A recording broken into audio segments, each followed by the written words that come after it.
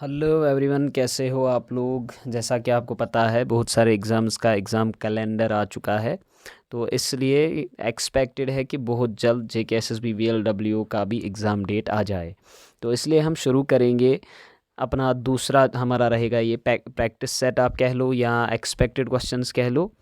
तो I hope कि इससे आपको बहुत ज़्यादा फ़ायदा मिलेगा। आप भी ट्राई करिए आंसर देने की, इससे आपकी प्रैक्टिस भी ज़्यादा हो जाएगी और इससे जो है फिर से आपका रिवीजन भी हो जाएगा और अपनी प्रिपरेशन को भी आप चेक कर सकते हो। तो स्टार्ट करते हैं। हमारा जो सबसे पहला क्वेश्चन है, that is Falcon 9 rocket belongs to which of the following. हमें बताना है, ये करंट अफेयर्स का क्वेश्चन है। हमें बताना है कि फैल्कॉन 9 रॉकेट जो है ये इनमें से किसको बिलोंग करता है। तो ये बिलोंग करता है स्पेस एक्स को। ठीक है, अब अपना दूसरा क्वेश्चन देख लेते हैं। The Western Ghats are also known as. Western Ghats का दूसरा नाम क्या है। पहले हम समझते हैं, हमने मैपिंग में वैसे किया था, फिर से थोड़ा बहुत समझेंगे कि वेस्टर्न घाट्स कहाँ पे है। अगर आप मान लो ये है पेनिनसुलर इंडिया, तो ये हमारा ईस्ट रहेगा, ये वेस्ट रहेगा। ठीक है, तो यहाँ पे जो माउंटेन रेंज है महाराष्ट्र से तमिलनाडु तक, इनको हम कहते हैं वेस्टर्न घाट्स, और इन्हीं का दूसरा नाम जो है सह्याद्री माउंटेन्स है। ठीक है, सतपुरा और विंध्या जो है ये एमपी में है दोनों। ठीक है, उसके बाद है Aravalli mountain range. Aravalli mountain range mainly Rajasthan में है, ये राजस्थान गुजरात ठीक है हरियाणा तक फैली हुई है। तो अरावली माउंटेन्स के बारे में आप याद रखिए कि ये जो है ये ओल्डेस्ट माउंटेन रेंज है। ठीक है, ओल्डेस्ट माउंटेन रेंज।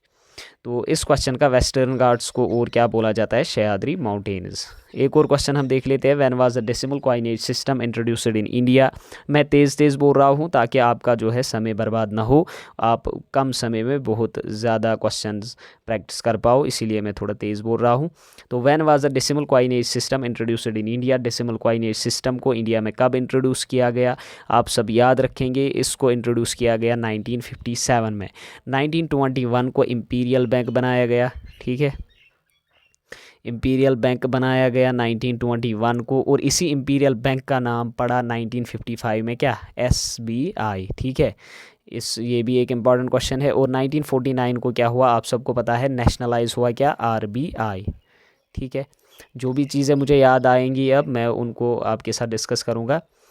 तो इस क्वेश्चन का राइट आंसर क्या था, डेसिमल कॉइनेज सिस्टम इंट्रोड्यूस किया कब किया गया इंडिया में, 1957 को। एक और क्वेश्चन है, year transport was started in India in. तो डायरेक्ट क्वेश्चन को याद रखना है, ईयर ट्रांसपोर्ट जो है इसको इंडिया में स्टार्ट किया गया 1911 को। एक और क्वेश्चन हम देख लेते हैं, Sanskrit college was established in. Sanskrit college को कब एस्टैब्लिश किया गया, तो संस्कृत कॉलेज को एस्टैब्लिश किया गया 1791 को। 1781 को कलकत्ता मदरसा बनाया गया। ठीक है, कलकत्ता मदरसा किसके लिए था, ताकि जो ब्रिटिशर्स है वो मुस्लिम लॉ को पढ़ सके, और बाद में संस्कृत कॉलेज जो है 10 ईयर्स के बाद बनाया गया ताकि हिंदू लॉ को पढ़ सके। ठीक है, इन चीज़ों को याद रखना है। एक और question, India is the second largest producer of. तो इंडिया इनमें से किसका दूसरे नंबर पे आता है प्रोडक्शन के हिसाब से, अगर देखा जाए तो राइस, व्हीट और कॉटन, ये तीनों। ठीक है, इन तीनों में जो है इंडिया सेकंड नंबर पे आता है, और पहले नंबर पे पल्सेस में आता है। ठीक है ना, पल्सेस और भी कोई कुछ चीज़ें हैं, आप उनको कमेंट सेक्शन में लिख सकते हो। और इवन पल्सेस को जो है इंडिया पहले नंबर पे कंज्यूम भी करता है। एक और क्वेश्चन है, movement of year is always from. ये वेदर एंड क्लाइमेट से क्वेश्चन है कि ईयर की जो मूवमेंट होती है वो कहाँ से कहाँ होती है हमेशा से। तो याद रखना है कि जो पहला ही ऑप्शन है हमारे पास, high pressure zone to low pressure zone, यानी जो भी विंड्स रहेंगी वो हमेशा से हाई प्रेशर जोन से चलेंगी, कहाँ किसकी तरफ, लो प्रेशर जोन की तरफ। एक और चीज़ यहाँ पे याद रखना है, दैट इज़ प्रेशर जो होता है ये इन्वर्सली प्रोपोर्शनल होता है टेम्परेचर के, यानी अगर टेम्परेचर ज़्यादा होगा तो प्रेशर जो है वो कम होगा। ठीक है, और अगर टेम्परेचर कम होगा तो उस टाइम पे प्रेशर ज़्यादा होगा।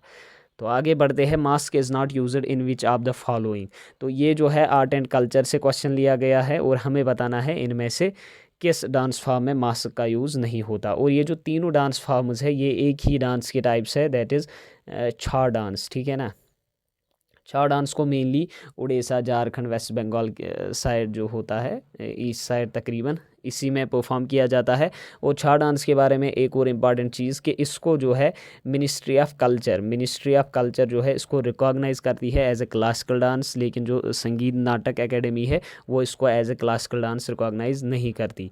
तो हमें बताना है कि इनमें से अब किस छा के टाइप में मास्क का यूज़ नहीं होता। तो इनमें से जो हमारे पास ऑप्शन बी है, दैट इज़ मयूरभंज छा, इसको परफॉर्म किया जाता है उड़ीसा में। ठीक है ना, ओडिशा में इसको परफॉर्म किया जाता है और इसमें मास्क का यूज़ नहीं होता। सरायकेला छा जो है इसको झारखंड में किया जाता है और पुरुलिया छा जो है इसको वेस्ट बंगाल में परफॉर्म किया जाता है। एक और क्वेश्चन हम देख लेते हैं, which state has negative population growth rate as per census 2011। Census 2011 के अकॉर्डिंग किस स्टेट में नेगेटिव पॉपुलेशन ग्रोथ देखने को मिली, तो ये हमें देखने को मिली नागालैंड में। ऑप्शन डी इसका राइट आंसर है। एक और question, Ukai dam is constructed on which of the following rivers. Direct question को याद रखना है, आप भी ट्राई कर सकते हो आंसर देने की, ताकि आपकी जो है वो प्रैक्टिस ज़्यादा हो पाए। तो इसका राइट आंसर है रिवर ताप्ती। एक और क्वेश्चन है, Kanwar lake is located in which of the following states. Kanwar lake कहाँ पे है, स्टेट्स का नाम आपके सामने है, तो कंवर लेक है बिहार में। और कंवर लेक के बारे में आप एक और चीज़ याद रखोगे, ये एक ऑक्सबो लेक है, ठीक है, ऑक्सबो लेक। आगे बढ़ते हैं, DPSPs were borrowed from. DP जैसा कि आपको पता है बैग ऑफ बारोइंग्स कहा जाता है इंडियन कॉन्स्टिट्यूशन को, क्योंकि इतनी बड़ी कॉन्स्टिट्यूशन है, लेंथीएस्ट कॉन्स्टिट्यूशन है इवन। तो हमें बताना है कि DPSPs का कंसेप्ट जो है ये किस कंट्री से बारो किया गया। Germany, Ireland, USA, France. तो इस क्वेश्चन का राइट आंसर है आयरलैंड। जर्मनी से क्या लाया गया, सस्पेंशन ऑफ फंडामेंटल राइट्स, ठीक है। मैं शॉर्ट फॉर्म में इधर लिख रहा हूँ, बोल भी रहा हूँ, तो आप इनको याद रखिए। और USA से फंडामेंटल राइट्स, ठीक है। और भी कुछ चीज़ें जैसे जुडिशियल रिव्यू वगैरह, ये भी USA से लाया गया। आप इनको एक बार अच्छे से डीप पढ़ सकते हो। तो फ्रांस जो है, फ्रांस से क्या लाया गया, जैसे मेनली आप याद रखो, एक तो वो फ्रेंच रेवोल्यूशन वाला आप सबको याद होगा कि लिबर्टी इक्वालिटी। तो फ्रांस से एक और चीज़ है, वो है रिपब्लिक, ठीक है। रिपब्लिक का कंसेप्ट भी जो है वो फ्रांस से लाया गया।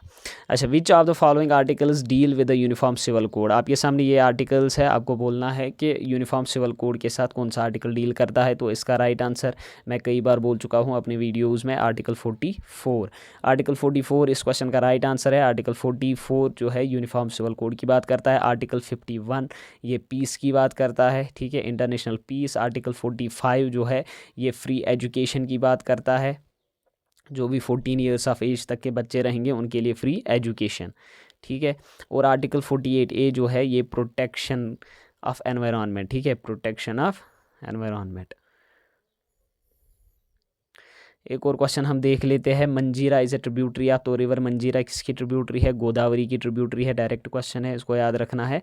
एक और question, as per MG NREGA how much administrative cost will be given by the centre.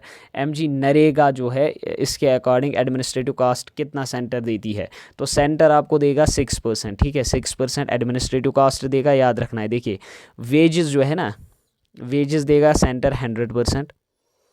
Material cost जो है, मटीरियल कॉस्ट देगा सेंटर आपको 75%। और एडमिनिस्ट्रेटिव कॉस्ट जो है ये आपको देगा सेंटर 6%, ठीक है। एक और, common high court for both the UTs, यानी ये रीऑर्गेनाइजेशन एक्ट 2019 से क्वेश्चन लिया गया है कि जो दोनों यूटीज़ रहेंगी, that is UT of Ladakh and the UT of JNK, इनके लिए एक ही कॉमन हाई कोर्ट रहेगा इनके लिए। तो ये किस सेक्शन में बोला गया है, ये बोला गया है सेक्शन 75 में। ऐसे क्वेश्चंस अगर आपने देखा होगा कि JK SSB SI के एग्ज़ाम में ऐसे क्वेश्चंस बहुत सारे आए थे, ठीक है। और रिपीट होते हैं इस तरह के क्वेश्चन, जैसे जो भी आपके सिलेबस में एक्ट दिया गया है तो उसके चैप्टर्स, उसके सेक्शंस, इनको आप थोड़ा अच्छे से पढ़िएगा। तो एक और क्वेश्चन हम देख लेते हैं अपना, short term condition of the atmosphere refers to. तो बात जब भी आए शॉर्ट टर्म की और बीच में, और किसके बारे में पूछ रहा है, एटमॉस्फेयर के बारे में, शॉर्ट टर्म कंडीशन, तो इसको हम कहते हैं वेदर, ठीक है। क्लाइमेट तो बहुत समय के लिए रहता है। एक और question, which of the following issued coins on the name of Sheikh Nuruddin रहमतुल्लाह अलैह। तो शेख नूरुद्दीन रहमहुल्लाह के नाम पे किसने जो है क्वाइन्स को इशू किया, तो अता मोहम्मद खान ने इशू किया, ठीक है। ये एक अफ़गान गवर्नर थे, सॉरी।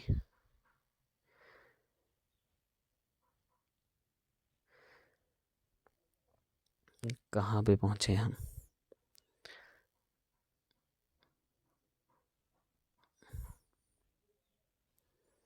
इसको हमने किया, ठीक है। DPSPs ये भी हमने पढ़ा। आई एम सॉरी, पता नहीं यार, क्लिक हुआ कहीं पे। हाँ, तो हम यहाँ तक पहुँचे थे कि शेख नूरुद्दीन रहमतुल्लाह अलैह के नाम पे किसने कॉइन्स को इशू किया, ये इशू किया अता मोहम्मद खान ने, ठीक है, अता मोहम्मद खान। एक और क्वेश्चन हम देख लेते हैं। Project Hangul was initiated in, project Hangul जो है इसको कब इनिशिएट किया गया, इसको कब स्टार्ट किया गया, तो 1970 को इसको स्टार्ट किया गया। Direct taxes of state government include, जो स्टेट गवर्नमेंट के डायरेक्ट टैक्सेस रहते हैं इनमें से आपको बोलना है क्या क्या होता है। तो इसके लिए आप याद रखिए, एक तो ये सब होते हैं, ठीक है, land revenue, professional tax, stamp duty, इसका आंसर तो आएगा ऑल ऑफ द एबो। और होता है एग्रीकल्चरल इनकम टैक्स, उसको भी आप याद रख सकते हो। एक और क्वेश्चन है, capacity of an ecosystem to self regulate, यानी जो इकोसिस्टम रहता है ये खुद से रेगुलेट होता रहता है, तो इसके लिए कौन सी टर्म है, ठीक है, इसको हम क्या कहते हैं, तो इसको बोलते हैं होमोस्टेसिस, ठीक है, होमोस्टेसिस, सॉरी, इसको बोलते हैं होमोस्टेसिस। तो होमोस्टेसिस का मतलब क्या होता है कि जो इकोसिस्टम होता है ये, इसमें एक कैपेसिटी होती है सेल्फ रेगुलेट होने की, ठीक है। एक और क्वेश्चन है, barometer is use to measure, science and tech से क्वेश्चन है कि बैरोमीटर जो है ये किसके लिए यूज़ होता है, तो ये यूज़ होता है एयर प्रेशर के लिए, कभी कभी ऑप्शंस में एटमॉस्फेरिक प्रेशर भी हो सकता है, ठीक है, आप उसको टिक कर सकते हो। एक और question, which chapter of J&K Panchayati Raj act 1989 deals with the हल्का पंचायत, ये जो है ना, ये इस पे अभी कन्फ्यूजन है कि यही सिलेबस में है या इंडिया का पंचायती राज एक्ट सिलेबस में है या ये कश्मीर का है। तो अगर आप एक बार कंफर्म कर लोगे तो फिर आप कमेंट सेक्शन में लिख सकते हो। मैं एक लंबी वीडियो, मतलब लंबी क्या वीडियो, जैसे तकरीबन हम 30-40 MCQs लगाएंगे सिर्फ इस टॉपिक पे, क्योंकि अगर ये सिलेबस में हुआ तो ये बहुत ज़्यादा इंपॉर्टेंट हो जाता है, क्योंकि एग्ज़ाम भी जो है वो इसी लेवल का है ना, पंचायत सेक्रेटरी का एग्ज़ाम है, तो इसलिए ये इंपॉर्टेंट हो जाता है।